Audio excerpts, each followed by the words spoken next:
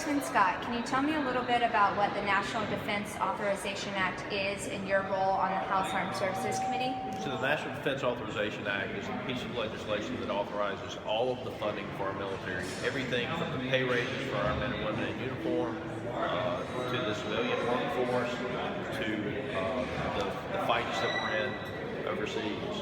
And so if it has anything to do with men and women in uniform or anything that goes on our bases, that Authorization Act, the National Defense Authorization Act, is a key part of those activities. And can you tell me why it's important for the state of Georgia and what it does for Robins and Moody Air Force bases? So we have 9 major military installations in the state of Georgia, so it's a huge part of our economy outside of playing the role that our bases play in our national security. So a couple of things for Moody, obviously the A-10 and making sure that we're able to maintain that platform and carry the fight to ISIS. The A-10 is being used right now.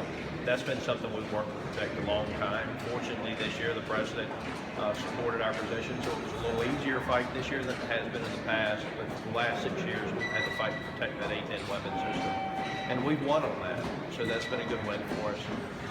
For Robins Air Force Base, one of the key things was language dealing with the C-130, the depot, and making sure that we're able to maintain that workload at Robins Air Force Base. So there was some language in the original draft that we were concerned about that may have allowed some planes not to come to us that we wanted to do the work on.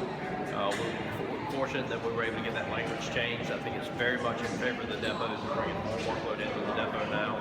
And so we were able to get that in what's called an en-bloc amendment, so we didn't even have to debate it because we've done our work up front.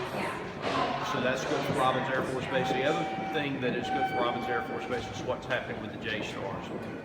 We funded the recapitalization of that program at the levels that it needs to be in this Authorization Act, and we made sure that we're going to maintain the current JSTARS fleet so that we keep that weapon system in the fight right now with all of the conflicts that are going on overseas. So we had a good night last night for both Robins Air Force Base and Moody Air Force Base.